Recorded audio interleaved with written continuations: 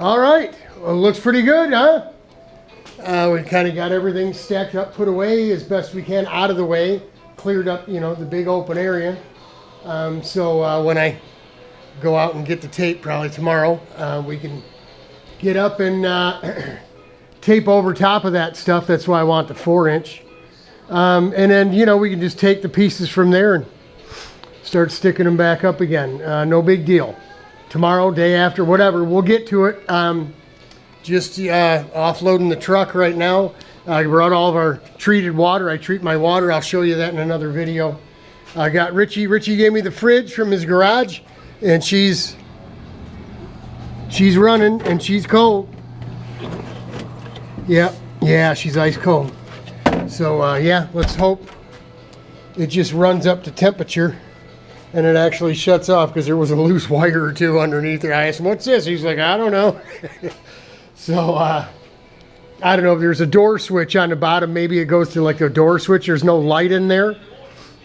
So I hope it doesn't just run constantly if that's the case, because there's no setting in there to make it colder or whatever. So yeah, got everything stashed, man, underneath the mezzanine.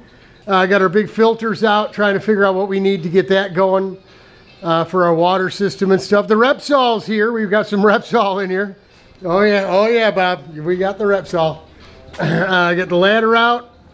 Was working on trying to get these lights to work.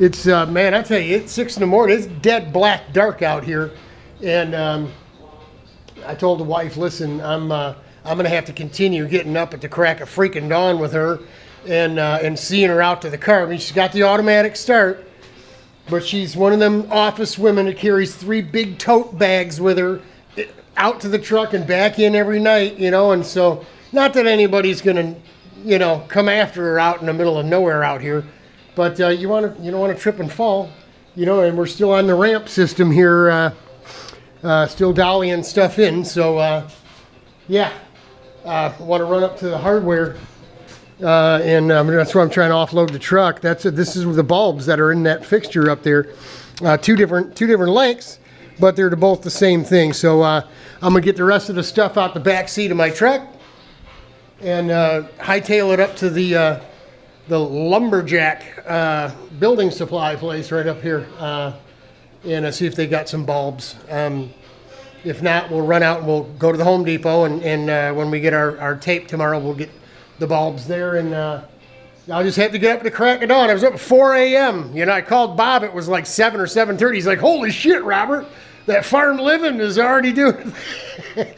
Yeah, I didn't want her running off her first day, you know, on her own. And usually she gets up at 4:45, 4:30, 4:45, and she's gone by either 10 to 6 or 10 after 6. And usually I'm like, see you later. And I don't get out of bed till 8. But you know, she gets 8 hours of sleep. I get 8 hours of sleep. She goes to bed at 9. I go to bed at midnight. You know, that's just how it is. I'm an afternoon shift guy. But cut some grass, man. I got the circles going out here. Check it out. And I went around, started around the tree, and just kept going and going. I like doing circles. You know, I didn't get many, like a 20 laps at Pittsburgh. I needed some more laps today. So cut the grass, and yeah, it was really super long. So we mowed it down, went really slow. First gear, used a whole tank of gas. Just cutting this and a little bit of front lawn out here. We just did around this tree here from the walk out. Again, I like doing circles, and then cut down the front of the house.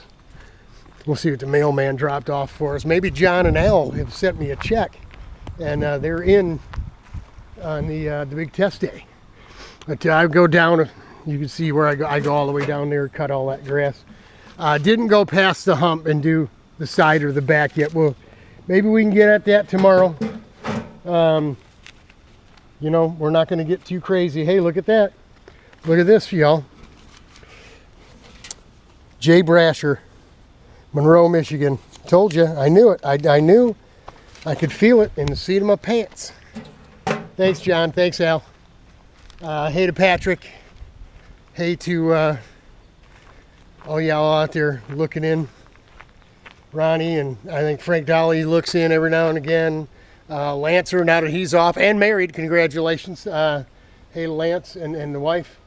Little baby, they're growing up fast. I'm going to offload the rest of the truck. We're up to 5 minutes already, so that was quite a day. And believe it or not, this took 2.5 hours in first gear to cut this grass. It was so high. Looking at it this morning, I thought, oh, hey, it doesn't look so bad until you get on the mower and you start cutting it.